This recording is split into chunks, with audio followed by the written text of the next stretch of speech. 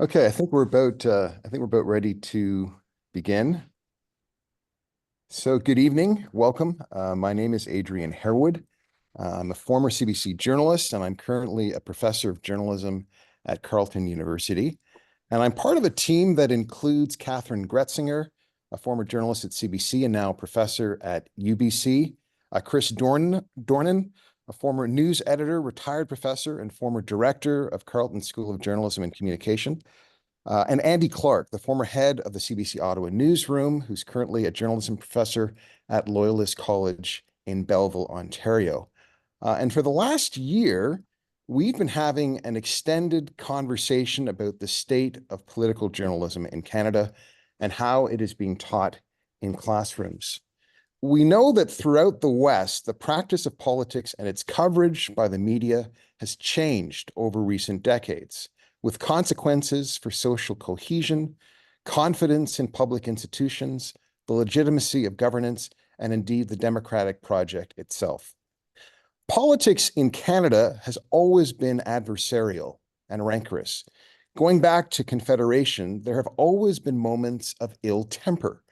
But the politics practiced today in 2024 is not the same brand of politics that was practiced even 40 years ago in 1984, when the recently departed Brian Mulroney, the then leader of the Progressive Conservatives, won a thumping majority over his Liberal rival, John Turner, and the NDP's Ed Broadbent.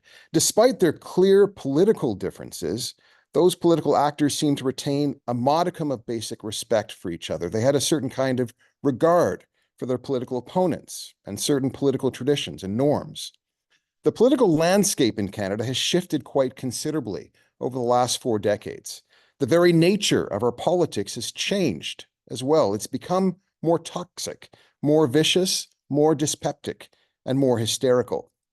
Every day we see elected officials subjected to shocking levels of abuse, even physical threats. It seems our politicians are more prone to playing on prejudices, fears, and hatreds for political gain, without conscience and with little regard for the larger consequences of doing so. Without a shared political reality on which all parties agree, elaborate falsehoods come to be embraced with fervor by certain elements of the electorate, while others simply disengage, disenchanted, if not embittered, by the entire spectacle. Political journalism has gone through a tumultuous time. In the last 20 years, hundreds of local news outlets across Canada have closed. The number is about 520 local news outlets in the past 16 years. That's a lot of journalists who are no longer covering local beats. That's a lot of institutional knowledge. And while in some instances, new local startups have been launched, thousands of reporters have not been replaced. Even at the provincial and federal level, the number of reporters covering political affairs are a fraction of what they once were. And the political coverage of a legacy media, at least in English Canada, has come to be dominated by a cast of columnists who see their role as arguing what the public should think about political developments, but who do little in the way of original reportage. In any liberal democracy, the news matters. That's because citizens and policymakers require good, quality, truthful information to make informed decisions. The media plays a vital role in shaping the political discourse and provides a foundation for political debate.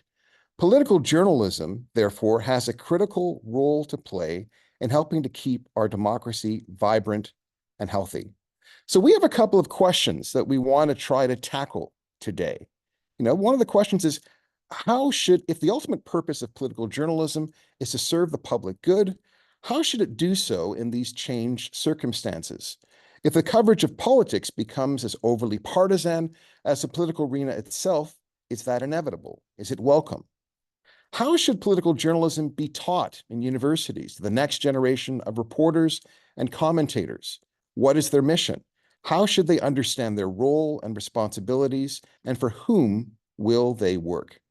Well, to try to tackle these questions, we've assembled a panel of 3 formidable journalists and scholars.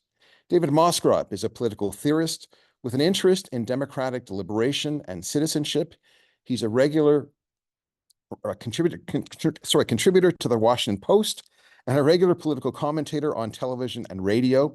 He's also authored pieces in numerous other newspapers and magazines, including the Globe and Mail and the National Post. And he is the author of Too Dumb for Democracy, which was published in 2019. Emily Nicolas is a journalist and an anthropologist. She's a columnist for Le Devoir and Libération. She's also the host of the Canada Land podcast Détour and can be seen on CBC and Radio-Canada. She is a recipient of a Harry Jerome Award for Leadership, along with the Governor General's Award in commemoration of the Persons Case. And finally, NIIGAAN Sinclair is Anishinaabe. He's originally from St. Peter's, Little Peguis Indian Settlement. He's an associate professor in the Department of Native Studies at the University of Manitoba. His essays, articles, and short stories have appeared in books and journals throughout Turtle Island. Since 2018, he's been a columnist for the Winnipeg Free Press. His new book, which has already become a national bestseller, is Winipek: Visions of Canada from an Indigenous Centre. And NIIGAAN will be joining us in a few minutes from now. But first, I just wanted to welcome David and Emily. Thanks so much for joining us, both of you. Thanks for having me. Thank you, Adrian. Emily, perhaps I'll begin with you. And the question is this, how would you characterize the state of political journalism in Canada at the moment? Adrian always comes at me during panels with the wildest questions. First of all, it's really good to be here and to not necessarily see your faces, but to see your names. There's a lot of familiar names here, and I know that amongst really smart people who will have a lot to contribute to this conversation. The way, it's really interesting, Adrian, because even in the event presentation that you had and the way that you framed this conversation or this research project, I know that you've insisted on even choosing the people for this panel, on choosing the people who are part of this generation that were not necessarily raised but came into journalism while the dumpster was already on fire, essentially. And how we are the people that haven't seen, the 90s. From my perspective, which is someone who became a weekly columnist 5 years ago now, and has been doing media basically full time for the last 5 years. I'd say the first thing I'd like to say about the state of political journalism is that it used to be a lot easier for people to get along when it was all the same class of people belonging to the political class and to the media class. So when you had basically the Tories and the Grits in a very British system of alternance party in the 90s and in the 20th century, where everybody was a landowner, everybody was white, and everybody was well-off, middle class. And then you had this alternation of colors, but essentially not necessarily an alternation of the ruling class. And then everybody who's supposed to be in power was in power, and whoever was not supposed to be in power wasn't in power. It was much easier for people to be polite. And I've had the opportunity to be in spaces, very weird spaces, but really interesting spaces for me to be in as an anthropologist in Canada, where you see that natural ruling class in this country that still exists and has this ability to agree to disagree while, drinking port, eating cheese in a way that is becoming harder when you have people like myself and others and yourself and so many people here who never belonged into that space and who started in social media age to be able to access something. And I think we need to take a step back and first name that, because what we're saying in terms of, the age of unpoliteness and things are getting harder in terms of the way the game is played, is because some of us are not necessarily recognized even unconsciously as legitimate players. And so that means that the rules are off when you're not playing amongst gentlemen anymore. There's women now, there is Black people now, there is Indigenous people now, there are Arabs now, there are woke people now who are also part of Canadian politics. And that triggers a reaction that is really, really unpleasant to witness. And that's just not Canada. That is the United States and the anti-woke crusade. That is the same thing around in Europe as well. And so the minute you have some gains in terms of social movements, political movements, there is a backlash, and that creates a more polarized society, or at least a more polarized public debate, and that's what we're seeing now. And so, not necessarily answering directly the question about the state of political journalism, but I think, answering a question about the state of our political climate, which is polarized because it is more diverse in a way, and that people are not having it. And I do think that media is very, very reactive to what else is going on. And so that is I think a key part of the answer that I will just name that there before letting David and the others speak as well. There will be more time to go into the specifics of how the Canadian media industry has changed and media business has changed. But I do want to say that,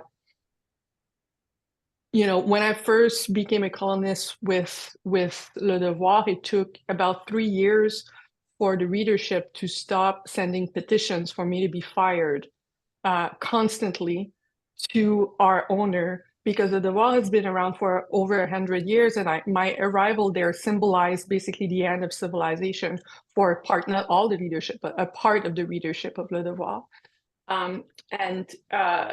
Because it stands for, I don't know, independent Quebec and nationalism and whatever. And I symbolized something there that is much bigger than me.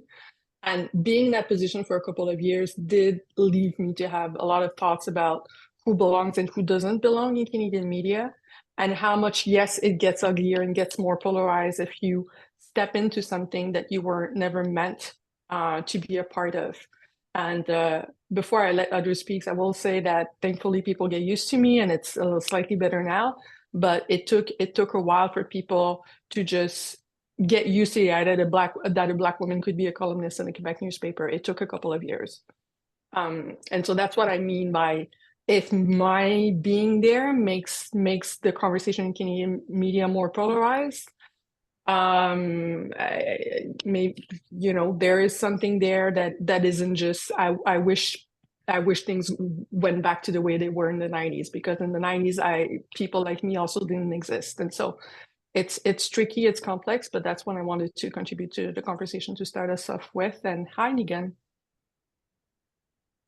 Thanks so much, Emily, and NIIGAAN, welcome.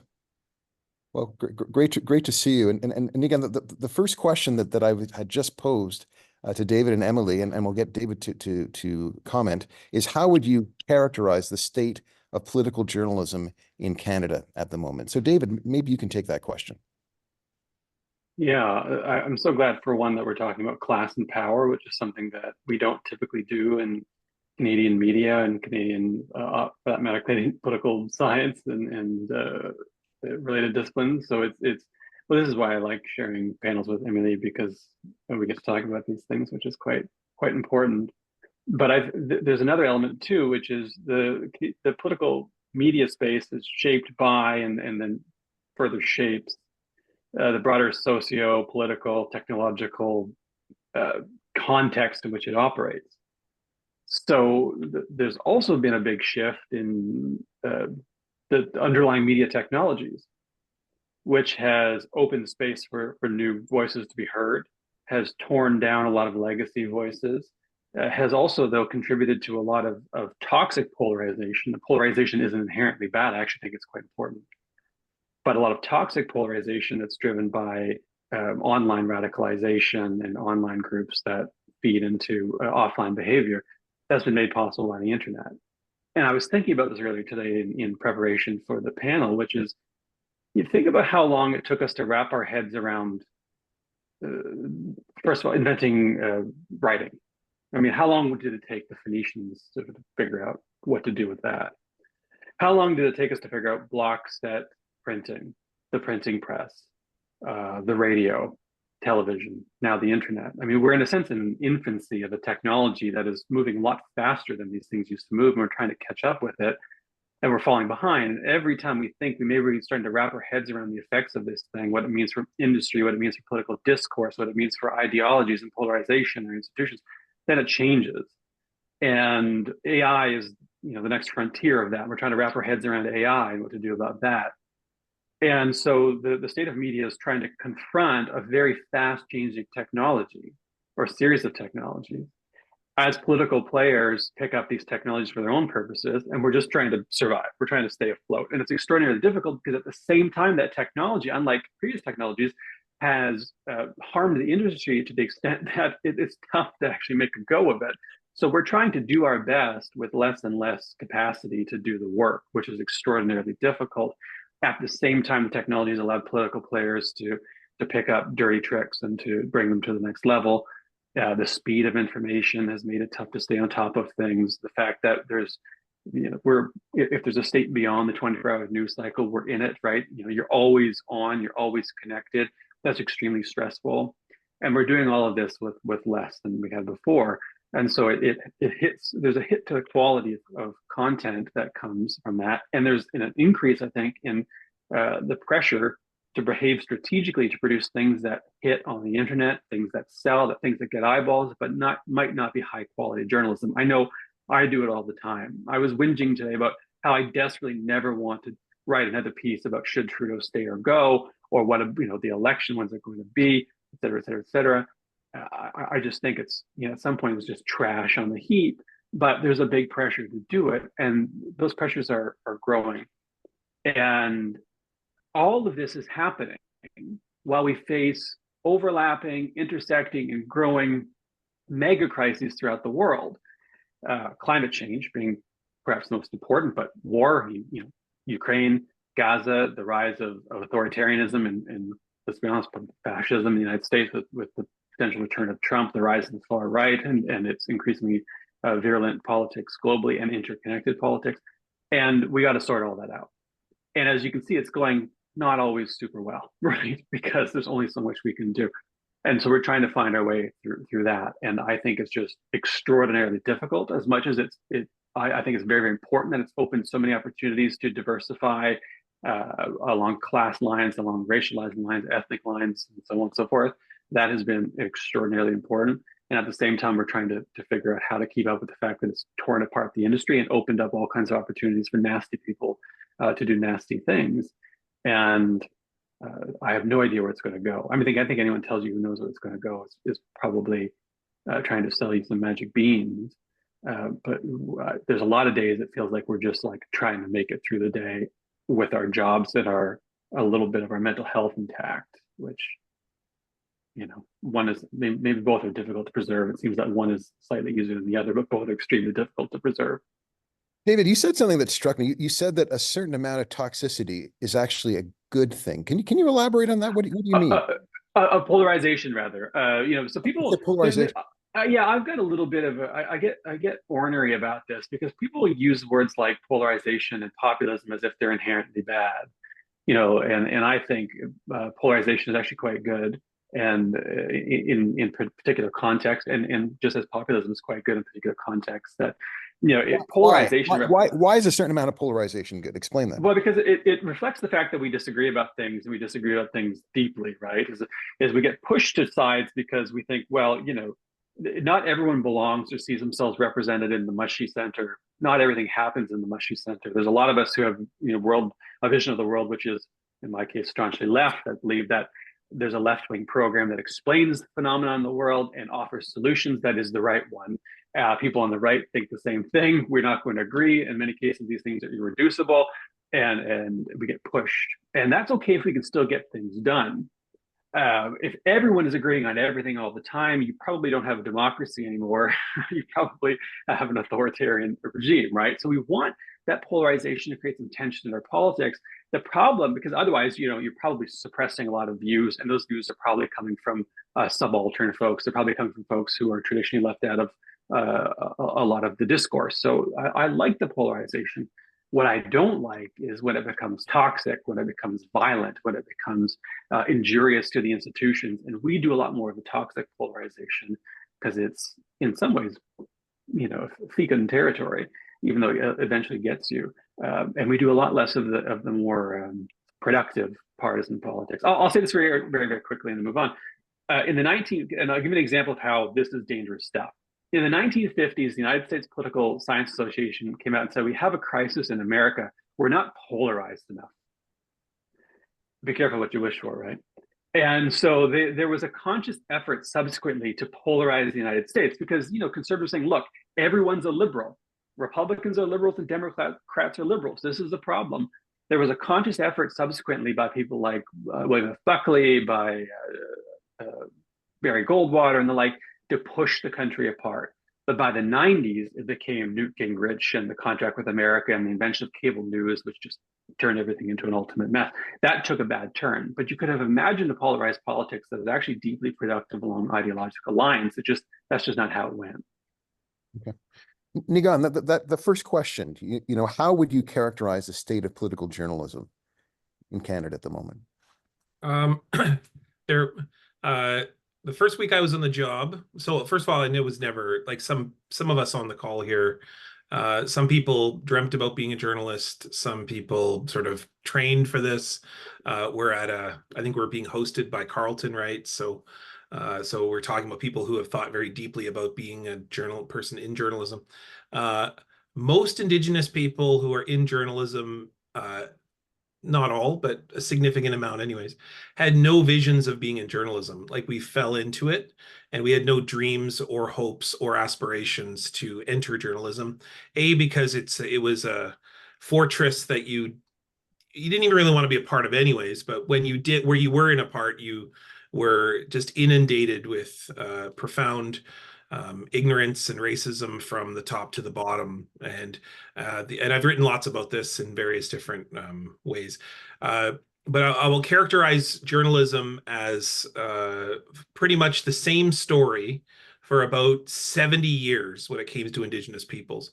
And I call it the Jordan Tutu story. So meaning Jordan Tutu is where you'll see it the most, but it's basically every story, which is that Indigenous communities are stinking, terrible piles of cesspools of garbage, and that cities, Canadian society, everything outside of Indigenous communities is something to aspire to, dreams and success, and therefore the only reason that you get there is because you somehow overcome your indigeneity in some way. And that's the Jordan Tutu story, which is like, oh my God, I can't believe he made it.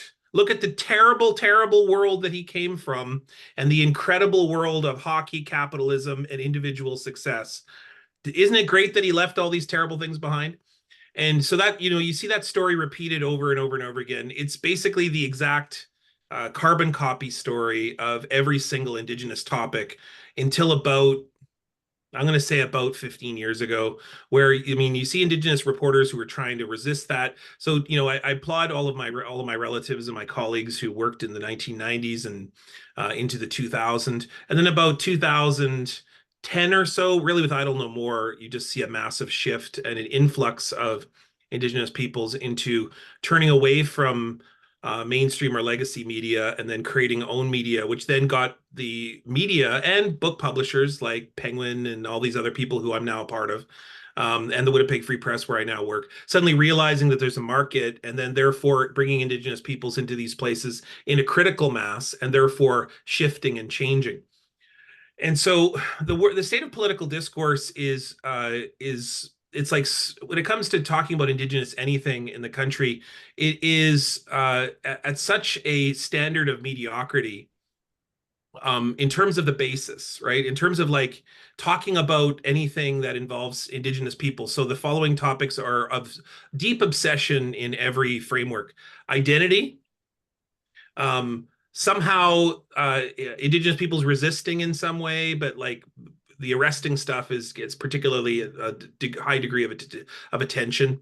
Something new, but usually held up by, basically a government or an organization or something just getting it for the first time. Oh, poverty exists and it's racialized, or probably the biggest challenge of all, which is when Indigenous peoples do something that is innovative and interesting, then there is a degree of attention that's paid to it in a kind of like whimsical, ornamental way, and then the news cycle moves on. And the real challenge is that for those of us that are talking about what the real demands are to deal with climate change, escalating conflict, and the issue involving affordability in this country, they'll all start with Indigenous peoples. Like, that's where I think the state of the country really has a big challenge, which is that Indigenous peoples are often the last thing people think about, or if they think at all about them, or if they do in those kinds of frames that I spoke about, really ornamental, basic things. Like, we're still at the conversation of like, what is Indigenous, as that's being a national conversation. Is Buffy Sainte-Marie Indigenous or not? Like, as if that's some kind of major crisis point for Indigenous peoples. I mean, it's important, but the real critical issue is like, how are we going to breathe next week? How are we going to face this issue that forest fires disproportionately impact Indigenous communities more than anybody else, never mind flooding or the melting of polar ice caps, et cetera, et cetera.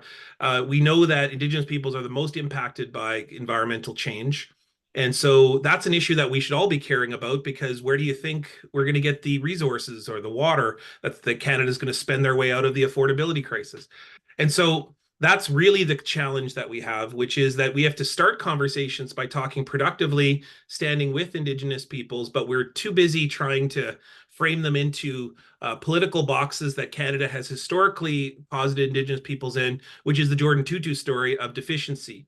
And then therefore an uncivilized, savage state that we somehow can't have a modicum of understanding of, oh, that there could be productive things there or solutions, or maybe multiculturalism, democracy, healthcare, all these things that we think of as Canadian actually began with Indigenous peoples, and non-Indigenous peoples had very little to do with them until they learned them from Indigenous peoples. So then therefore, all of these major crisis points within the country might actually start with talking about Indigenous peoples at the center.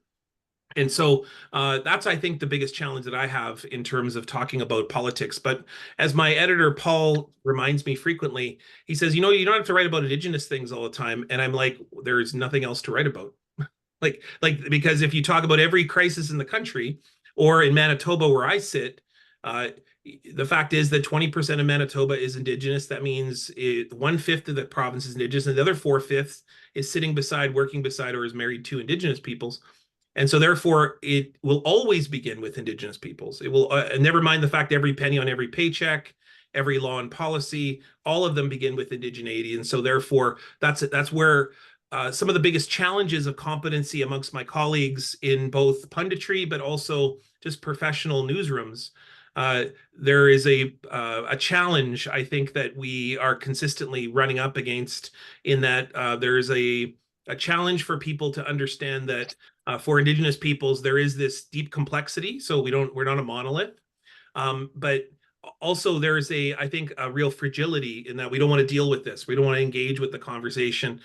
We don't want to talk about the nuances within indigeneity or some of the competencies that Indigenous peoples bring to the table. And so therefore, there's just a lot of mediocre conversations that are really very simplistic.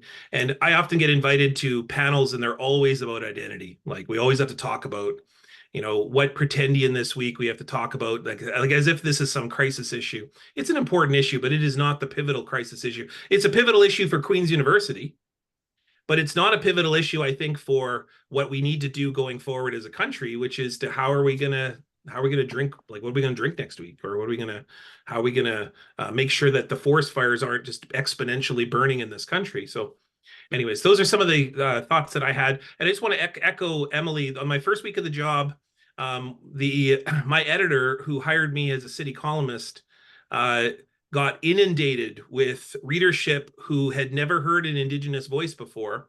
And suddenly now they hired one Indigenous person at the newspaper.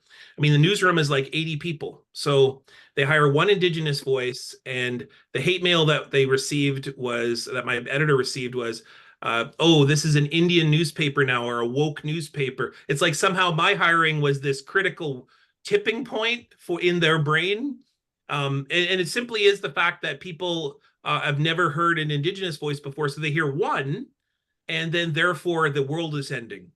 Or Emily said it really beautifully there, like somehow the whole universe shatters because we get to hear a voice that isn't in a certain gender, class, and political view. Mm-hmm, mm-hmm. Emily, if I can ask you, given the kind of critical moment in which we're living right now, the crisis moment in which we're living, what kind of political journalism do we need? That's such a great question. I've been doing some interviews, and also, well, one of them just recorded an interview for the last episode of my podcast, but also just in general, I've been talking to a lot of friends who are journalists in France, and which has, fascism on the brink of being elected, but is doing really interesting things journalism-wise. For example, it is totally okay for me to be an opinion columnist and to be an investigative journalist in France, which I could not be both here. But in France, it's totally fine because people are not pretending to be objective. There is Le Figaro that's on the right, there's Libération that's on the left, there's Le Monde that is centrist, and they don't pretend that centrist is not a worldview, they're just having the centrist liberal worldview. And that is what Le Monde is. And so everybody is clear on where they stand. And the issue in terms of where French media have been shifting is that you have CNews, which is basically like Fox News for France, is disregarding facts, and they're entering a post. I guess there's a part of the French journalism that's entering a post-fact, post-truth aspect of journalism, which is not really journalism anymore, and that's where the breach is. But being able to do journalism and sustaining here are our values. Here's the kind of investigation that we're doing. Here's the worldview that we have, and here is how our methodology is checked, and here's how our facts are verified, and here's how our stuff is solid, and yes, we are progressive. That is the only way to do journalism, and not only Europe, but most of Latin America. And North America stands apart in that way, in the sense that it's pretending to be neutral, where usually neutral only means centrist. And that centrism is really, really violent when I become a columnist and when NIIGAAN becomes a columnist, usually. And then you see that it's not neutral at all. But there is this pretense, and that pretense is actually creating breaches of trust with the public that knows better. And you're like, no, we're neutral. And the public is knowing that you're up to something. And that creates a breach of trust that I'd say is really unhealthy.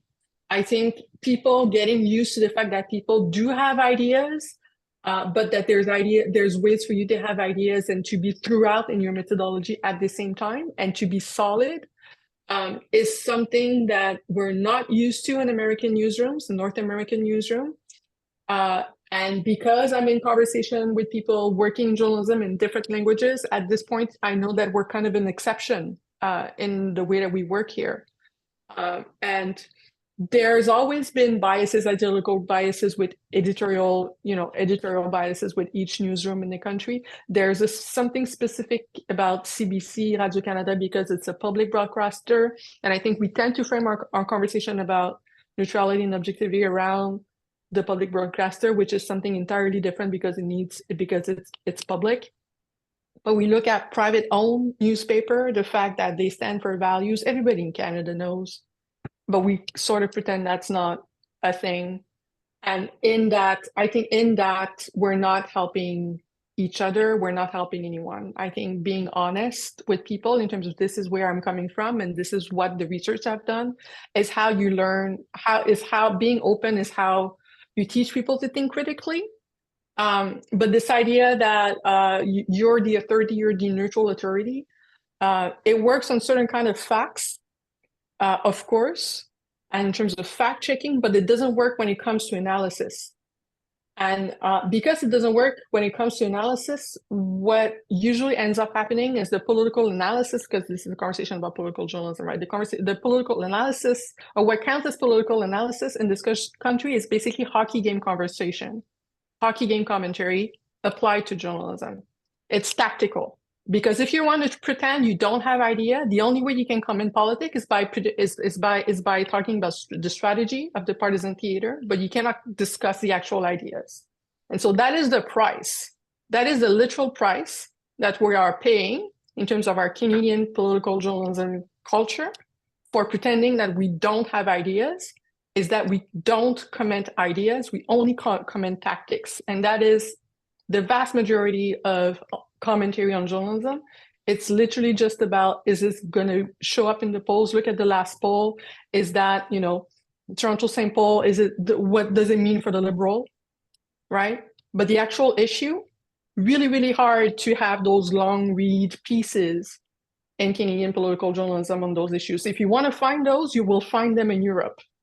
But Canadian journalism really, really having a hard time at the long, deep, in-depth political analysis with a capital A of policies and ideas. And it feels like trying to be objective neutral in journalism is like pretending you don't own a bookshelf and you've never learned anything about political theory, and that you're illiterate in political theory makes you somehow a more objective journalist. Seems to be the Canadian political culture of political journalism. And I'm saying this with confidence tonight, precisely because I've just come back from talking to people in Latin America and France and someone in the UK. I'm like, wait a minute, why do we do this here? Because it is actually not the global norm at all. It's just something that we do in Canada and the United States, but the rest of the world have figured out that pretending you don't have ideas is not a good way to earn people's trust. Mm-hmm. Do you see yourself as being in conversation with a political community that is not your own? Me? Yeah, Emily. Absolutely, all the time. And I do that with people knowing very well where I'm coming from. I'm clear on where I'm coming from, and I'm able to have a dialogue because I'm not playing games. And I think it's by making sure this is where I'm coming from, this is where you're coming from, this is all we're all coming from, and you're then able to have debates that are actual debates, not we're talking about our tactics and just all being in agreement on the strategic vision boarding of it. But to have actual political debate on television, you need to be clear on what your values are. And if being clear on what your values are is not going to be helpful for your career and as a political journalist in Canada, you're not going to be developing talent that is very clear on what their values are. David, what kind of political journalism do we need at this moment? Well, I agree with everything Emily said. So I think that's one of the 2 or 3 most important points. One other that often gets overlooked, though, is local journalism. As media declines, it's harder and harder to do local journalism. And when you talked about the outlets that are closing, I would venture a guess that the vast majority of those are local. And a lot of the job cuts are local. And everyone turns to national politics or perhaps provincial politics, but lots of nonsense happens locally. There's power locally. There's abuse of power locally. There's corruption locally. There's policies locally. You know, the oldest joke in Canadian politics is that if the federal government disappeared tomorrow, it would take you a couple of weeks to notice. But if the local government disappeared and no one came to collect your trash, you would notice much, much faster. The great irony is that we are closest to our local governments, and yet we're least involved in our local governments, with lower turnout, less attention being paid, and so forth. And media is suffering particularly at the local level. And a lot of, also there's a media cost that too, insofar as a lot of reporters and a lot of folks in media get started at a local level. It's where they learn a lot of their skills. Sometimes they leave, sometimes they stay and become excellent journalists locally, and that's just so critically important. And the more and more we lose local news, the more people turn to a handful of national sources to get that news. But the more they turn to get local news from God knows where, right? Then they just go to, basically becomes memes on and your racist uncle posting on Facebook, and that's where you're getting your local news all of a sudden. And people get away with all kinds of stuff locally. So I think the crisis of journalism is particularly acute locally. And we've got to solve that, above all, because there's so much happening there, and it's so critically and utterly important. So I would just what is to be done? What is to be done then, David? What is to be done on that local level, given the fact that we've seen such a precipitous decline in the numbers of journalists actually holding municipal centers, municipal institutions to account? Well, I mean, there's a couple of approaches. One is we we have to accept that the money is going to have to come from somewhere, and that part of that solution is going to be government. It already is, right? There are federal initiatives, right? The local journalism initiative. There's tax credits that apply locally, labor tax credits and so on. There's money being extracted from the tech giants that can flow to local initiatives. That's important. And let's not pretend that government's never subsidized media. Government has been subsidizing media for a very, very long time. It's just this is a slightly different way of doing it. So some of that's going to come from federal money, and it absolutely has to, because otherwise it's not going to happen. I would like to see, the CBC. There's a lot of talk about the future in the CBC. I would love to see a much larger CBC that is even more locally present. I would love to see a reinvigorated CBC that goes all in on local journalism, because I can't think of a better institution in this country to protect local journalism than the CBC. But also on the private side, that we're going to have private media. We need to push folks to open local private outlets too. I mean, there's lots of nice green shoots that do either niche journalism, tech niche sounds derogatory, but I just mean specialized, I should say. Tech journalism, for instance, something like The Logic. What if we had more of that, but locally, and they had good capital to get started, and that's another approach.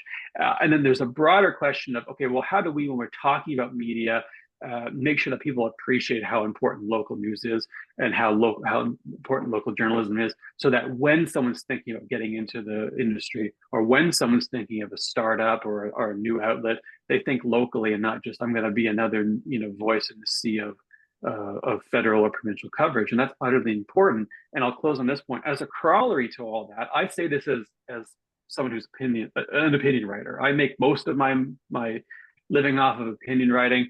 I spend most of my time on opinion writing. Opinion writing is cheap, and that's why outlets use it, right, so much. And Emily sort of mentioned this earlier, is that where there's a big shift to opinion writing and analysis, that's fine and well, but let's be honest, that's never going to replace journalists doing the job of reporting out stories. So we also need to push folks, I think, slightly away from opinion journalism and more towards reporting and to doing so locally, because we have an absolute glut of opinion journalists. I'm going to venture, I guess, I hope not to offend too many of my colleagues, we could cut about 20-30% of our older, whiter columnists out of this country and not miss very much. You know what I'm talking about? And fill that space with local reporting or folks doing on the ground work, and be better off for it. And we really, really should. And when the time comes to put me out to pasture, I hope someone's there to say, okay, it's your time, MOSCROP. Off you go. Let's open it up and let's replace you with someone, different and better and who can do more important work. We should get that message up to some of the older, wider opinion journalists in this country, because it's probably time for a change there. Mm-hmm. NIIGAAN, we know that particularly young people often feel quite disaffected with the political process, and they feel disengaged. They don't want to vote. They don't want to participate. Is there a connection between the way in which politics is covered and this kind of lack of engagement, perhaps, in a certain kind of politics?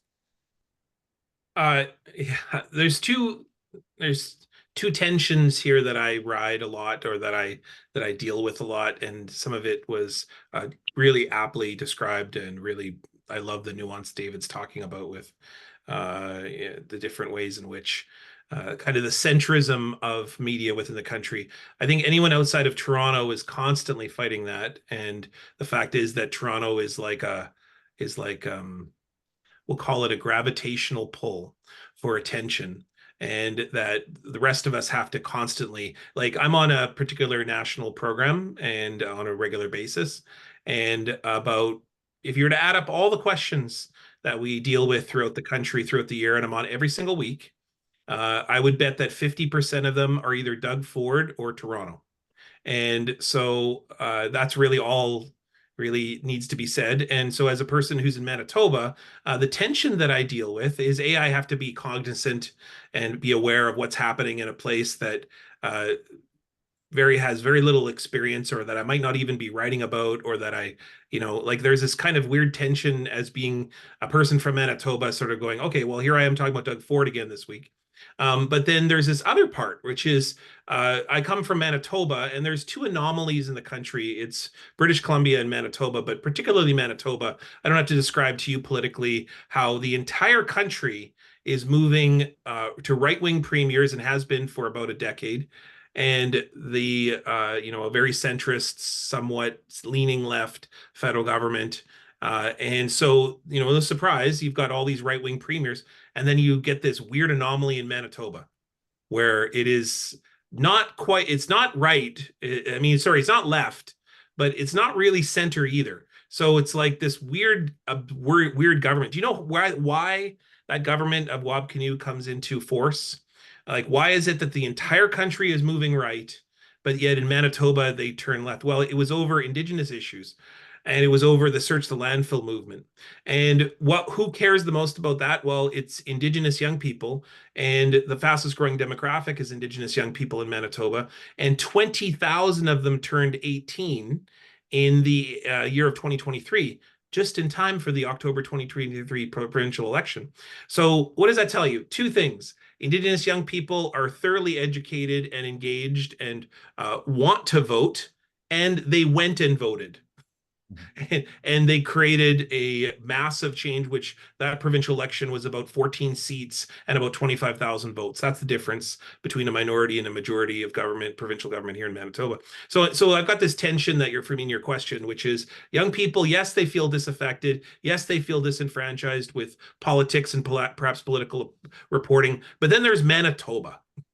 And I think the question that you asked earlier, do you feel like you're speaking with people who are outside of your opinion? Absolutely. Like, I write for the Free Press, the only real provincial newspaper, and I'm constantly being inundated with people who have very deeply different opinions. But yet there's something interesting happening in that they're still reading me anyways. Like, I have a guy named Gavin. He writes me every single column I've ever written. I've written 600 plus of them. He's written an email to me every single column I've ever written telling me that he hates me and that I'm an idiot.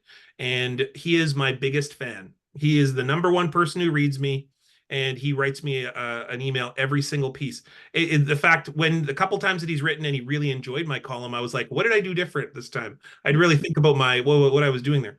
But anyways, so like there is this interest in young people, but I would also say in the broader Canadian readership, of those values that we sometimes, I think, feel nostalgic for, but I think are still here very much. And it is a kind of commitment to democratic, conversational, multifaceted, diverse dialogue. I believe that it's there, but it comes from a few things. And this is where I think the question of what leads to good political journalism. So what we need people in privilege to stand up to ignorance in a vociferous way. And here's an example. So if you hire an Indigenous columnist like myself, and we write about, we are chronically underserved, undersupported, and then therefore we don't have a lot of us across the country that are dealing with the issues. So the critical mass and ideas and perhaps ways in which we're getting to stories isn't the kind of churning out of stories in Ottawa where you have 400 people obsessing about every word that the minister says. What we have stories that are oftentimes, and I'll use David's term here, specialized or niche. Like, for instance, my colleagues over at APTN, that newsroom is like a dozen people at the best of times across the country, like 12 people covering the country. And so what ends up happening is that there ends up being in these stories, let's say the unmarked grave story. So the unmarked grave story at residential school sites across the country, people were using the term mass grave when it first came out, which, by the way, is true, because when there is a group of graves together that have no, whether they're different plots or not, we're talking about graves that are en masse. But yet, so what ends up happening is that is not accurate. It's not at the level of Auschwitz. So then therefore people they are able to cast off that entire story and say it's a hoax. And a national newspaper and several different national media outlets, all run through non-Indigenous areas that rhyme with Toronto, then can jump on that story and make the New York Post write about it. So then therefore it now gets traction. And that is deeply based in ignorance and was just on a nitpicky picking of a word. And so you can cast off the entire story that children died at residential schools with an intentional way through murder, through starvation, through the lack of ventilation within schools, et cetera, et cetera. So my point is that we need people in power and privilege to encounter that, engage that ignorance in a vociferous way. And they have to engage that.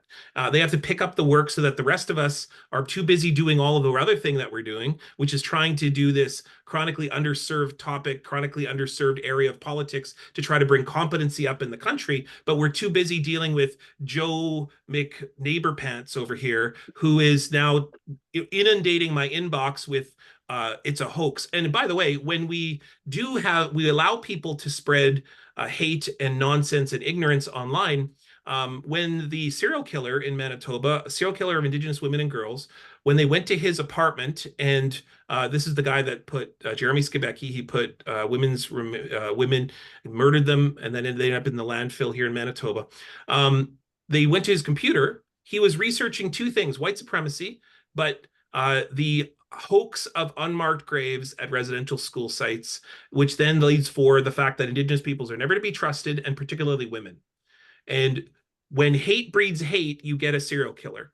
And when that becomes a force within a national newspaper and it goes unchecked by our colleagues, who then just accept and go, oh, this is free speech. Never mind the fact that it is absolutely wrong, incorrect, and is the spreading of misinformation in the mainstream. We're not talking about fringe stuff. We're talking about in the mainstream in Canada. It leads to the creation of a serial killer, an admitted serial killer. And so the real challenge here is that we need our colleagues to stand up to make our political reporting in this country better. And it may involve standing beside people who you just don't agree with. Fundamentally, you may vote differently than them, you may have a different gender or a different perspective, but we need people in privileged positions to stand up. And I'm lucky enough at the Free Press that one of the things Emily said is that in the certain areas of Canadian journalism, that you're not allowed to be both an opinion writer and an investigative reporter. Well, I'm lucky that maybe it's because we have one of the smaller newsrooms in the country, but I am allowed to do whatever investigative pieces, and I'm taken seriously as an investigative reporter within the paper. I think just because boots on the ground, I think, is kind of situation there. But I would just say that when people believe Indigenous voices, when you start with the position that Indigenous peoples might have something valuable to say, and they aren't seeking money and a bunch of liars, and they aren't out to somehow nefarious reasons, which is how we often are conditioned to think of Indigenous politicians, for example, or Indigenous peoples who are, walking on the streets in our city and are seeking to deal with the issue of poverty, and then therefore make oh, well, they're just looking for money here. Never mind the fact that they're dealing with the front line of Canada's racism. This is why they're standing on the corner with a squeegee or with a cup, or why they're in an encampment. I mean, they're the inheritors of colonialism. They're not trying to get anything out of anybody. They're trying to survive. And so the reality is that if we started with the position that Indigenous peoples have something really important to show us in the country, and then we stand beside them and we listen and we offer positions and framework, then what we do is we start to get what's happening. And again, I'm biased, but because it's talking about our nose newspaper, you get then a critical mass of not just Indigenous peoples, but it's actually all the people who have stood with me on different stories, my editorial board, and now you get a group of non-Indigenous reporters who are more cognizant on Indigenous issues than I am in Manitoba, and are leading the conversation on some really important issues of, like, for example, the issue of corruption within Grand Chiefs in Manitoba, which is just something we've never had before, but like the nuance around it, which relates to poverty, which relates to residential schools, all these things. And you get better reporting for everybody, better political reporting, and then therefore opinion writing as well. So thanks. Thanks for that. I am recognizing it's about 5 minutes to 8, so just a bit of a time check. And I do want to recognize that we do have members of the audience who are interested in posing some questions, perhaps making a comment.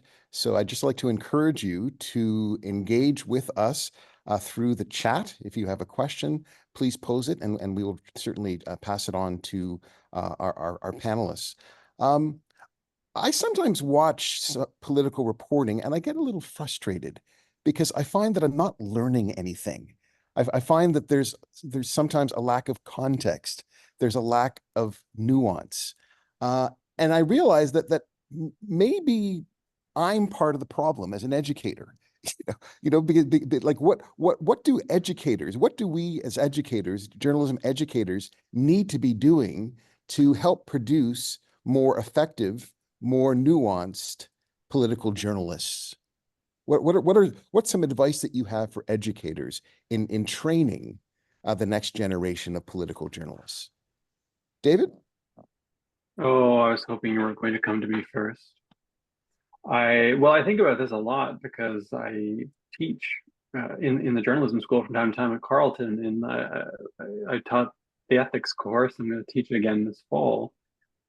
And you're meeting young journalists. They're already journalists in many cases. They're doing journalism. Sometimes they're doing it at the university. Sometimes they're doing it for local or provincial or national outlets. And I think deeply about this. And one of the things that I try to do in the classroom is talk about class and race and gender and power, and to try to talk conceptually about things that might not at the end of the day be at the forefront of their minds when they're on the beat or they're working on an opinion piece, but have become a part of the framework that they use to think about the world. So I became a journalist sort of incidentally over time. I did a PhD in political science. I was initially going to be an academic. I gave that up mostly.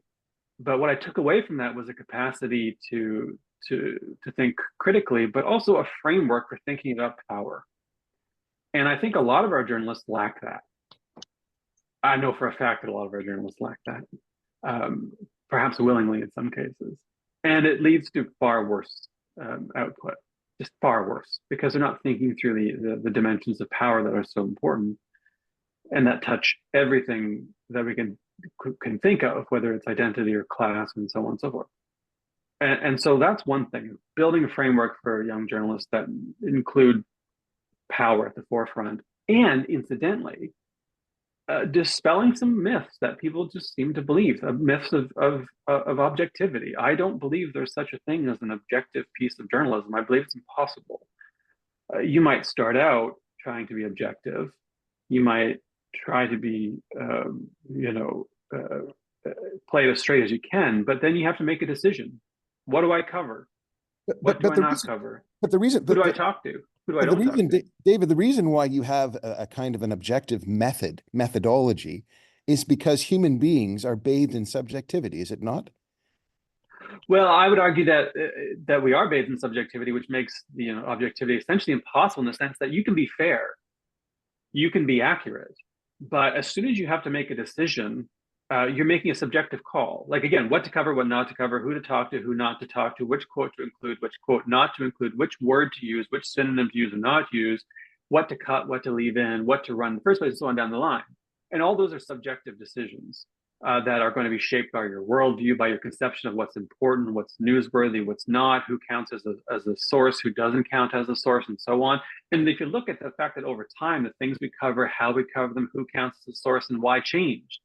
And it's not like we were objective in the 70s and 80s and we're no longer objective. Is that no, our subjective conceptions of what counts has changed and what we ought to include has changed. So that's fundamentally malleable stuff. So I like to try to say to students, you can be fair, you can be accurate, you can try to straight. That's all reasonable. But the idea that there's some obscures a lot of the power dynamics, which we ought to bring to the surface and say, oh, well, maybe I can't be the perfect sort of ideal of objectivity I thought. I have to make decisions. How do I justify those decisions and on what grounds? And how do I proceed from there? So if someone said to me, why did you do this? I could give them reasons why. So that's how I like to proceed, is that I can't be, platonically objective, but I can give you reasons for why I chose to do something or not and how I chose to do it. And I feel the same way about neutrality, right? Is like, if you've chosen to be neutral, you've essentially abandoned, I think, your duty, because neutrality destroys ultimately truth, right? I mean, we all know the old line about it's not your job to look out the window and say, is it raining or not? It's to say, yes, it's raining, or no, it's not raining, right? And then you're not going to be neutral in that question. And the same way, I think we shouldn't be neutral on the fundamental questions of our time. On climate change, there's people who believe that climate change exists. There's people who believe it doesn't exist. but it exists. We know it exists. Trying to be neutral on the question doesn't serve anybody. Saying it exists and then proceeding by giving reasons for how you want to do the reporting or the analysis is far better. And that's the way I like to approach it. And I think as that changes, as long as we're making sure that our journalists who enter the industry have a good capacity to navigate power, a good framework for thinking these things through, we'll be okay. But I would love to see more journalists publicly, justifying the things they do and why they do them, giving reasons for those things, rather than just saying, "Trust me, I'm a journalist," because people don't trust you anymore, not like they used to. Emily, you were nodding your head as David was speaking. Yeah. Well, I was just thinking of an example that doesn't count as political journalism, but the thing is, everything is political, and so everything is political journalism. And so, for example, I was thinking of the way in which, in the last 4 years, with the whole the whole conversation we've been having about systemic racism and racial profiling in this country, there's obviously been a change in communication strategies coming from police at municipal level across the country, but also provincially and nationally as well. And so police communication strategists have been highlighting certain stories and feeding them to journalists and be like, here's an example of what we do, right? And so as a journalist, as a reporter, if you're taking the bait of, look, the police is giving us information, how nice of them for once, you're falling into a public relation trap in which certain crimes, certain kind of police actions have been highlighted and some of them are not. And that creates a public narrative around crime in which then commenters are inserting themselves. And that is a way in which relying on police sources for you to do your journalism is absolutely political. And then the way in which you cover that story by just saying, here's the press release, here's what the local people are saying, that is a very narrow way of looking at the tree of your story, but you're not seeing the forest. You're not seeing the ecosystem in which you're participating. And so, and your newsroom also is not necessarily seeing that forest. I was thinking of that because just last week there was this like 5, I don't know how many pieces of this basically entire file that Le Devoir just produced on the question of sexual violence of police officers, like police officers committing sexual assault and just being essentially put out of just for leave with pay and then coming back to the forces afterwards. And I think one of the reasons, it's really good investigating journalism, but one of the reasons I think that was able to publish that is that we don't do crime, we don't do faits divers. We're not part of the newspaper that is trying to chase the latest crime story and trying to get the exclusive news. We're not part of that. And so it's not hurting our business model to do that. But there's other newsroom in which you have really, really good people working.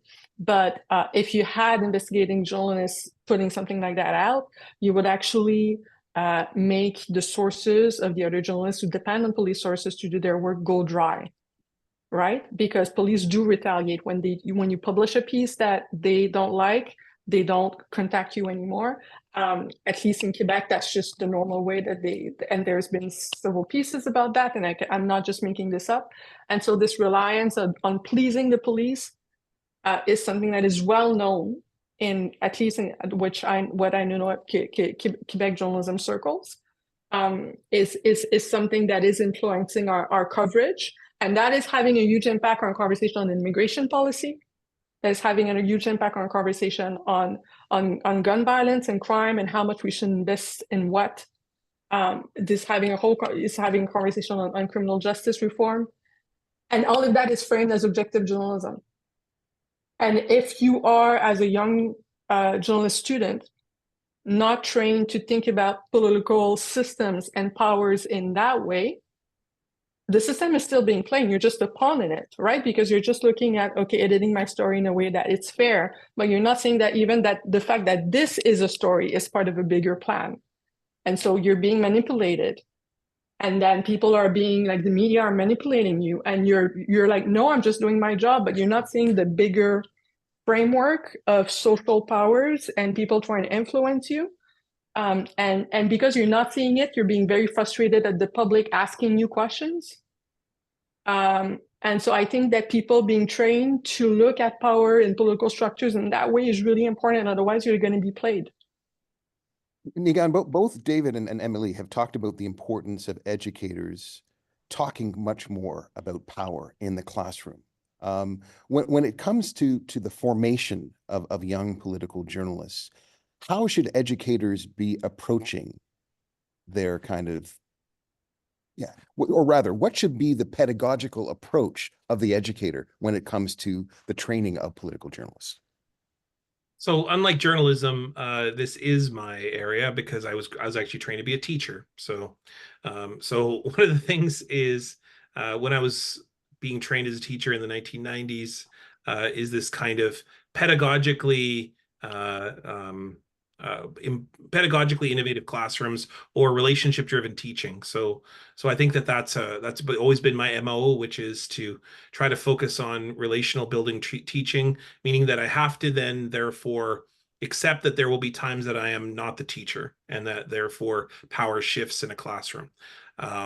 That's very difficult because we know that there is the veneer of sharing and diversity and collaboration, but then of course then there's the reality of who gives the grade at the end and how, so that you really have to think deeply about your pedagogy, about the ways in which people are then articulating and then therefore making arguments that you may not always agree with as an instructor. And I'm going to be honest, I've failed as much as succeeded in that. So that, it's hard for me to accept a paper of a radically different opinion that has deep underpinnings of, let's say, racism, for example, that is then an attempt to try to defend what is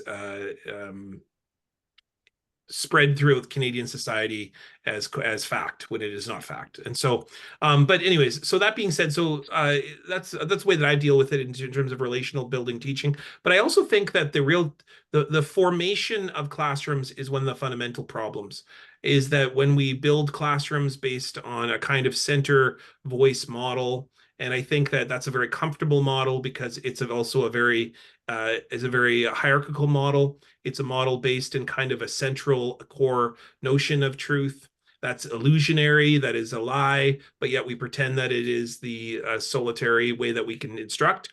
So what I'm open and interested in innovative ways of teaching, and I bring often my teachings within this. So we talk a lot about kind of imagining what a school looks like. That would also be a government, and it's something that is scary, I know, to try to mix those things. It's also scary to imagine a school that is also a hospital, but all of those things are the ways that we practice our lodge teachings, which is that we don't separate those ways in which we identify. And that means that a teacher is also a social worker. A teacher is also a healthcare provider. And I'm not talking about high school anymore. I'm talking about professoring. I'm talking about, so being aware that there's a whole host of things that come within a classroom, I think, is the best way to try to create critical thought. Because what we're really talking about is not really the opinions per se, because the opinions are the important elements of what eventually gets discussed. But I believe in reasoned dialogue, and I think you either believe in reasoned dialogue or you don't, which is that you can, as human beings, come together, have conversations. You don't have to agree at the end, but that you stay in the room together to engage and operate and I mean, that's the way that everything I've ever seen in my life has worked, which is that when people stay committed to each other, then eventually there's some kind of compromise or some kind of collaboration. Another word for that is called treaty making, right? So that we come to some kind of agreement of how we're going to operate tomorrow, not forever, but we'll revisit it a year from now and that kind of thing. But it's when people give up on each other. So what's the fundamental thing of what I'm talking about is trust. That's what I'm ultimately talking about, which is the way that we build critical conscious classrooms is through trust, transparency, but then also perhaps, and maybe most of all, which is that we have to listen twice as much before we speak. And I think that as instructors, we are not conditioned to do that. We are also not conditioned as media to do that because whoever can get out the fastest is the person who gets the most accolades. The person who can get the most amount of attentions and eyeballs and comes from a newspaper or a news agency that doesn't have to operate on a firewall because they have a massive population. But those of us who work with the firewall, because we're fighting for our lives over here to keep the lights on, we don't win. We don't win the national awards. And I think it's no coincidence ever that whenever I hear about national awards, it's Toronto people giving awards to Toronto people. And so, like, no surprise. So I think we should all be critically conscious of what happens when we are in certain circles and frames, not just as classroom educators, but then we ask ourselves, where our reading list, who are we teaching, and where are they geographically, culturally, gender located? You know, all of those things are really critically important ways that we build a classroom of collaboration and then ultimately that kind of trust. Because what happens is then people feel seen in all different directions. You're also going to ruffle some feathers because people want there to be a unitary dialogue, where that's the way we teach. And so no surprise when they come into our classroom, we don't want to do something different. They go, well, we like the unitary dialogue where we only hear from one racial group of people, one gender, one particular perspective of talking about an endless, you know, I'll give one more story. I remember I was invited to give a talk at the Canadian Historical Association with two other historians and myself. And I think I was the tack on, frankly, because I was the Indigenous professor. And so I came in to talk about the fact that the conference that we were on, we should talk about the land that we are on.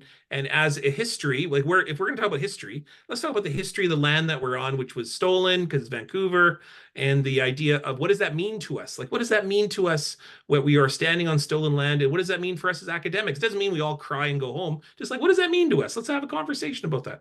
Well, the other two panelists one wanted to talk about Pierre Trudeau's ties that he wore on his train trip around some kind of election campaign. And the other person wanted to talk about the debate around the national flag.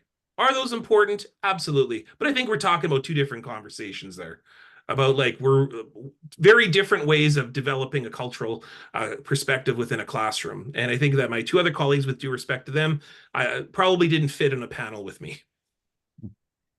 It's 8:10 right now, and the three of you have been very, very generous with your time, and we don't want to take advantage of that. I was wondering if you have 15 more minutes to give. Is that okay? Could we go to 8:30? Would that be all right? Okay, thank you. So I'm having fun. Oh, you're having fun. Well, that's good. That's good. Well, we have a question here from Erica Eiffel. And Erica asks, how much of misinformation is coming from our democratic institutions, undermined by liberals themselves?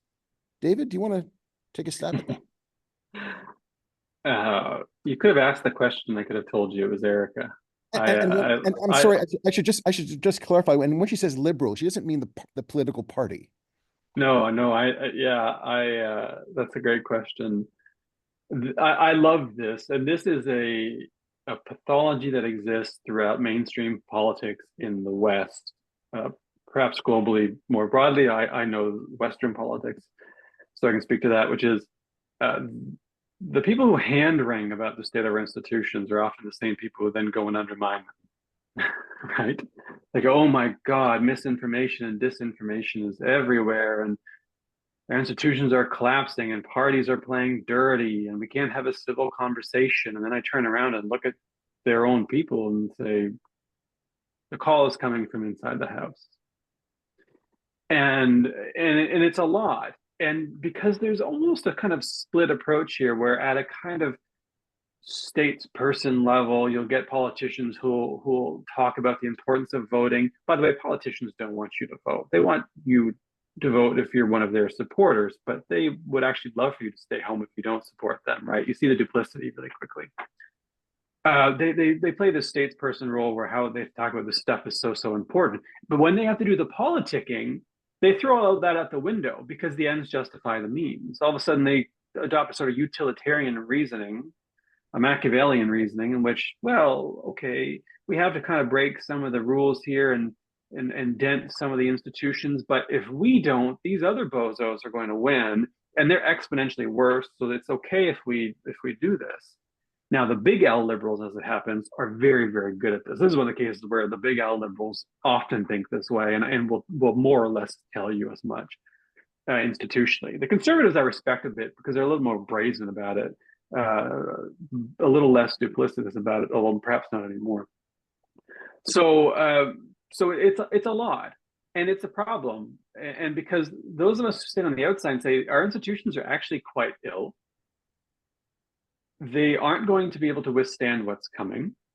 And we need to do something about it. And everyone, to echo the point we just heard, ought to be adopting a different kind of disposition towards our politics, a more deliberative disposition, one in which we engage as equals and recognize each other as not passive subjects of governance, but engaged parts of self-government. We need to meet as equals and have these deliberations. And but they just want to do electoral politics. And we get stuck there. And in the meantime, everything's crumbling. And one of the things that keeps me up at night is our institutions, I think, are frail. What happens when the crisis hits and tests them hard? The pandemic was the first test. We were a little shaky. What happens when the worst of climate change hits? Or what happens if, say, Donald Trump gets elected in the United States and decides to go full-on authoritarian, full-on fascist? What do we do then? What happens when we have climate migration, climate refugees that make the Syrian refugee crisis look like a minor inconvenience when it was a mass-scale tragedy? What do we do then? We're not ready. And our politics is already nasty. It's going to get even nastier. And I don't believe anyone in public life right now at the top level is ready for that or prepared to do what it takes to fix it.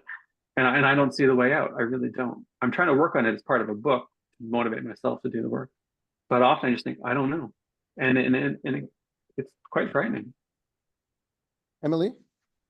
Something I've been thinking about a lot, and I think has been more of an explicit side of conversation, critical reflection in Quebec more than anywhere else of the country that I'm aware of, is the fishbowl culture and the mirror effect between the state of political journalism and the state of politics and partisan politics, and how essentially when you have disinformation, misinformation coming from MPs or MNAs or MLAs or MPPs, whatever, and you have pundits being, oh, that's well played, it might have been a little bit, it might have played with the facts here, but I think it's going to play well electorally speaking, and that was a good hit there. This kind of commentary. I don't know sometimes who listens to those live political panels, but I know all the staffers do, and they are just like applauding themselves. They're being applauded literally by ex-politicians who come to now play the role expendably of actual like political columnists or political analysts. And most of those roles, or so many of those roles, are now filled by ex-politicians using media to tell current politicians, well done. And then politicians do more of that because we're being just analytic about the tactics, and it's a ping pong game, really, where everybody's encouraging each other, and that's an absolutely. And it's the Ottawa bubble, it's the Quebec City bubble. I'm pretty sure it's the Queen's Park bubble as well. But it's very self-congratulating. And now you're seeing more and more that because it's the two twins, like two heads of the same thing, in Quebec, perhaps more than anywhere else, once again, but I think it's pretty much the same thing elsewhere, is that you have former politicians becoming columnists, like written, they're taking jobs as written like political columnists in the newspaper, and their qualification is they used to be a mayor or they used to be so being famous gets you a column, and then people who used to be on the political panels use the visibility to launch their careers into politics. And so now it's a revolving door where you have the radio hosts becoming CEQ ministers and CEQ ministers becoming political pundits. And so going back to my very first commentary about it being a class system, that's what I mean. Like that is a very different reality than the way we like to tell ourselves that political journalism is about holding the power to account, where really when you see that happening, it's actually just power speaking to itself. Mm-hmm. And the Ottawa bubble is very much that. And I'm really lucky to be working with some of the journalists in the Ottawa bubble who feel like they don't belong and are trying to think critically in terms of how to frame a conversation directly. I'm seeing them having, the headaches and trying to not be a part of that. And I think people, as they are seeing the post-truth era becoming wider and wider, I think the people who are just like, wait, how do I quit being a pawn in the system? I think that headache, I'm seeing it personally becoming more common. But yeah, that is something that I'm tired of people in the media talking about what politicians are doing without seeing themselves as a part of the system and thinking of themselves as somehow outside of it. I think that is a lie. And it is one of the biggest lies. And we need to get rid of that illusion if we want to have an honest conversation about political journalism as well. We have a question now from a Carleton University journalism student. His name is Ali Al-Shur. And Ali's question is directed at David. And the question is, what do you think about reporting on foreign policy and policymaking and issues considered sensitive or not met enough, as we have seen in what has been going on in Palestine?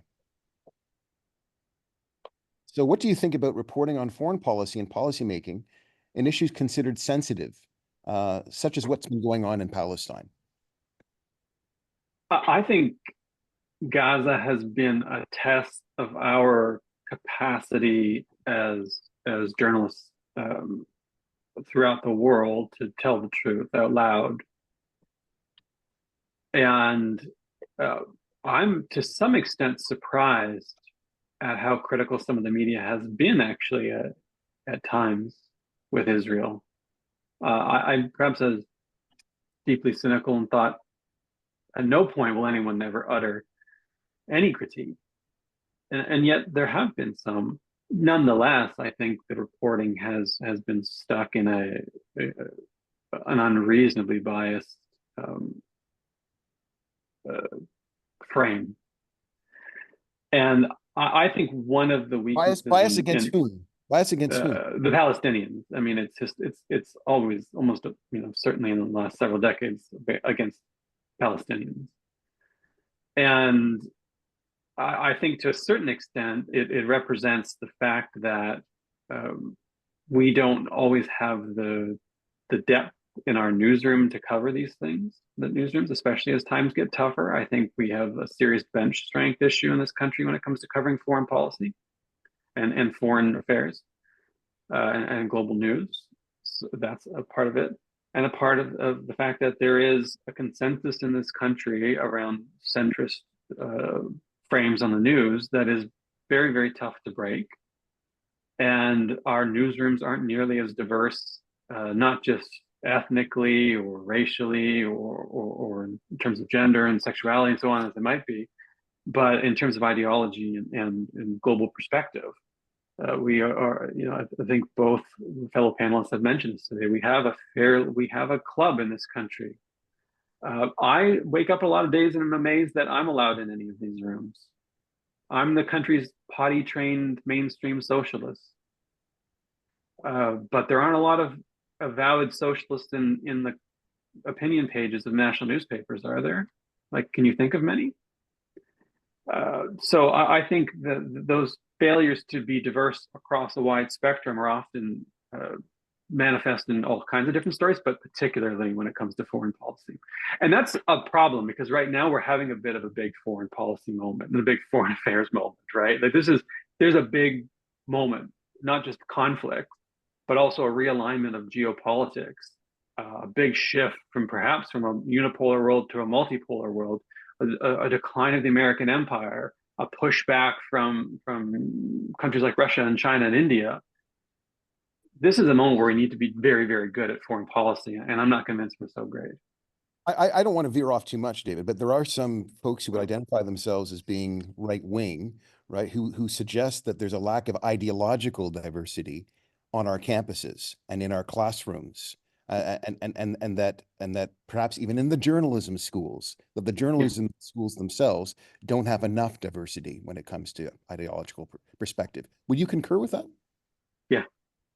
Yeah. I am a bit of a heterodox leftist in that sense. That I think I am a free speech maximalist, and I want to see those debates and discussions, and I want to see that ideological diversity, including from the right. I draw limits.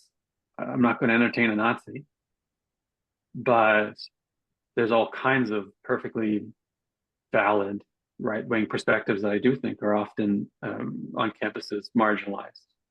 Not so much in the newspapers, though. For some reason, they find their way into the newspapers later, even if they aren't in the classroom. Emily, on that point, do you share David's perspective?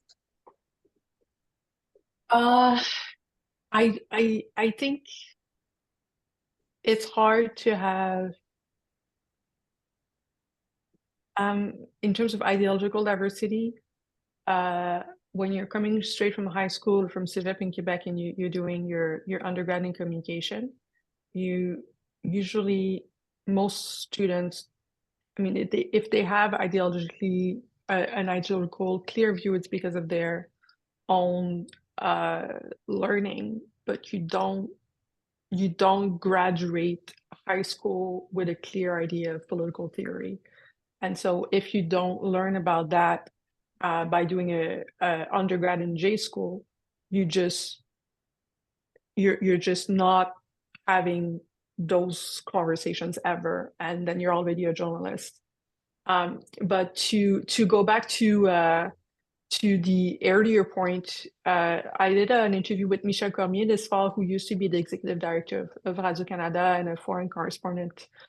And he was telling me really interesting things about how basically when you're on the ground, and he did a lot of coverage in Palestine and Israel back in the days, you're basically so much in the daily, just like basically what's in front of you, trying to figure out the facts, that even the analysis, the diplomatic conversation, you're not the one as a reporter on the ground, you're not the one feeding that, you're not the one being part of the conversation, like the political inside UN talks. Like that is something that's usually coming from the headquarters.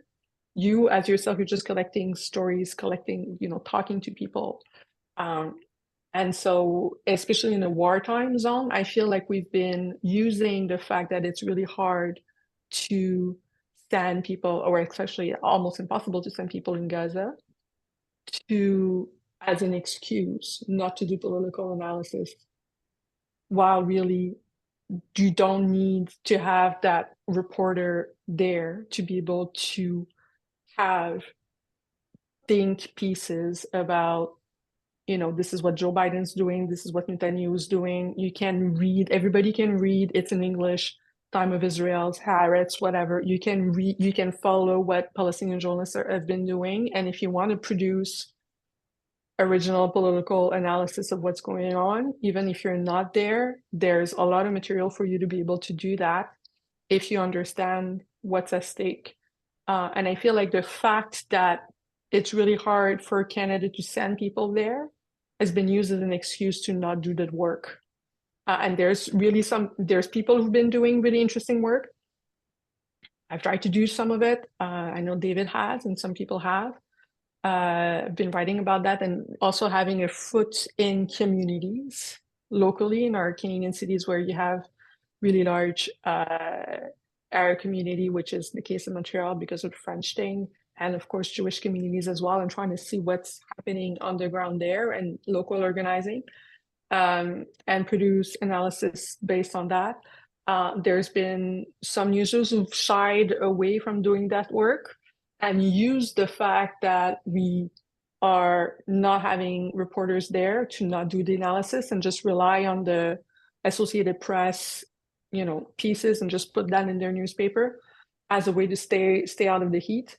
But I think if you want to contribute to foreign policy in this day and age, you really need to have more in terms of understanding of political theory, history, social sciences, than what will be provided to you in a BA in journalism. And you can get that yourself, you can get other degrees, but if that's just what you've been doing, there's something there that's lacking. And so at least what I'm seeing in conversation in Quebec is people are just feeling like I don't know enough. And so therefore they're shying from even writing or engaging with it. And so you're left with a class of journalists who don't feel competent in talking about the biggest story of our age. And that in and of itself, I think, is a statement on where we are in a country in terms of how people have been trained to do political journalism. But yeah, the issues of this centuries are going to get even more complex. So if you don't understand colonialism, imperialism, class, capitalism, our economy, the way it works, war, diplomatic channels, how they function, it's going to be really, really hard for you to produce political analysis. At some point, it's going to become even harder. And I don't know that the way we are taught about, this is how you write your piece and here's your source. I don't know that this kind of technical training is leading you to that. I think the other degrees and then getting a training in journalism is perhaps a better way for, if that's the kind of journalism you're interested in. But when most positions are occupied by people who don't have that, then people are just not writing about it, and then it gets really awkward. Yeah. I'm going to let NIIGAAN have the final word and maybe just answer this last question from Maddie Eisenberg.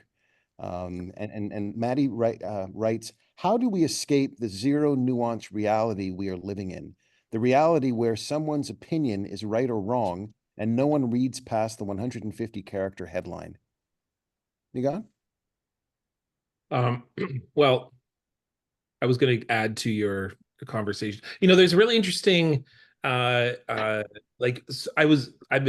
on a number of news shows over the past, 6 months. Emily's been on them too, and certainly David's been talking about this as well. There is a very interesting intersection between foreign policy and federal elections, or just any elections in this country, but particularly federal election, with this whole scandal. If it isn't a scandal, right. Is it a scandal if no one thinks it's a scandal that is outside the certain punditry bubble? And I think that it's real evidence that typical Canadians generally aren't as interested, don't care, no matter how many federal leaders use the term like traitor, or that people are witting participants in foreign government interference in elections. Like the number of times I've been on a show where people are like, I don't understand why Canadians don't care as much about foreign elections interference, is very interesting. And I think that tells you a lot about all the things that David just said, and particularly what Emily just said around the kind of competency involving politics in the country, and the idea that what is happening elsewhere then does come home to roost, or that Canada's colonialism and imperialism and our participation partnership in issues on the ground in the Middle East, in throughout Europe, throughout Africa. Haiti is a great example, as these kinds of ongoing ways in which Canada, then these things come home to roost. And these things come home to impact Canada, and particularly then suddenly foreign governments care about what we are doing in our federal election nomination campaigns and so on. But the reality is that Canadians should care more, and that there should be a kind of ethic among political journalists to have Canadians care more, to understand about the ways and the root causes of what leads to foreign election interference. If that's going to be our issue of the week, and we're going to put all of our eggs in that basket, then we have a duty to explain where all of that comes from, not go, oh, the problem is this racialized politician, which is what this story ends up being all about.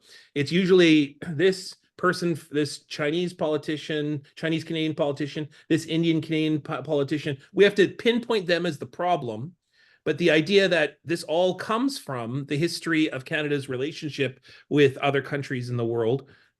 And I think that this recent conversation involving Global TV and the fact that Han Dung is suing Global TV, we have a duty to tell the entire story there. And the entire story refers to the long history involving the two Michaels and how Canada acted globally, which then led up to all of these situations. So my point is that we have an ethic to tell a much more fuller and complete story than just try to figure out who's named in the report or not named in the report as being a witting participant in foreign election meddling or whatever. I think that's an interesting intersection taking place. Okay, so the question is is by Maddie's question is how do we escape the zero nuance reality?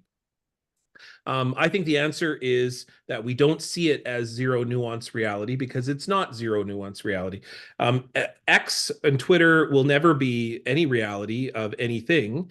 And the evidence of it is that you can simply say things, or when people have real conversations that go beyond that, then they don't, those positions where yelling into an echo chamber they don't survive. They don't have any legs other than to get a bunch of clickbait and likes. Now, does that not mean they have power? Absolutely, they have power, but they only have the power that we give to it. And the reality is that there is ways in which all of us are complicit in the very power that we critique, and knowing how the awareness of where we see ourselves within that power structure and buying in or not, or participating or not, then it starts there. And to understand that the nuance actually is in with the lived reality, which, as David pointed out earlier, is in the local, and investing ourselves in the local. And that means particularly investing ourselves in journalism that's made locally. And yes, local newspapers are all being swallowed up by multinational conglomerates or being just defunct. But that doesn't mean local news dies. It just means that it shifts and it changes and it looks different. And that means that it's now online platforms, which are probably run out of, like the newspapers used to be run out of, which is like a little shack on Main Street or in somebody's garage. And so realizing that media, and there was a great report that was done a few years ago, media hasn't died in this country. It's just completely shifted and changed. And yes, we can talk about how it's been maneuvered or undermined or cornered by certain areas of particular opinions, but I'm going to guarantee that there's probably some podcast in your community that is doing local work, covering the city hall, covering the provincial legislature, covering the local tribal community's office or tribal community government's decision, and investing ourselves in that direction as much as we might be investing or being conditioned to invest within big, huge multinational conglomerates might be a way that we can, on the ground, in a real tangible way, in a frontline way, change some of our actions and engage and support journalism locally. Because I think that any solution that says governments are here to save us will never be the answer. And I think governments are a part of a solution, but they are not ever going to be the center solution. I think it starts with the power of the people, and the power of the people is, where is your attention being laid? Where is your support going? Maybe sometimes where your dollars are going, but particularly then what are you helping and holding up to others in the privilege and the corners and the universes and the coffee shops that you go to? That's really where I think political journalism really can find a great deal of hope, because the nuances are there. They're undoubtedly there. They won't be found within people screaming into a void, and they're only going to be a void if we don't can pay all of our attention there. Well, the three of you have held the attention of our audience for the last 90 minutes. Most people have stayed throughout, which is just a testament to your insightful comments. It's a testament to your provocative statements. It's a testament to your critical minds. So thank you all so much for your generosity and investing your time in tonight's conversation, but also this larger project that we're engaged in terms of trying to explore this idea of political journalism in Canada. And this, of course, is just going to be the first of, we hope, several conversations about political journalism. We are trying to organize a larger gathering, a conference later this year. We hope maybe in late fall, early winter, and we hope that all of you will come back and participate. So thank you all. Thank you, Emily. Thank you, David. Thank you, NIIGAAN, for your participation. Really, really appreciate it. And I would be remiss if I didn't thank the folks who are behind the scenes, who have helped put tonight together. Thank you to Andy Clark, really the kind of driving force behind this project, a professor at Loyalist College. Thank you to, and who was also our moderator today. Thank you to Chris Dornan, the former director of Carleton School of Journalism. Thank you to Catherine Gretzinger on the West Coast at UBC. Thank you also to my teaching partner, good friend, our technical wizard. I'm going to ask him to come on over here and show his face. Dave Elliott. Dave, come on over. He deserves some face recognition. This is the magician who helped to solve a lot of problems, you Thanks, know, Adrian. and really saved us tonight. So thank you, Dave. And thanks to all of the audience members for participating in this first conversation. So thank you all very much. Any you. questions? Thank you. Have a good night. We'll be in touch. Take care.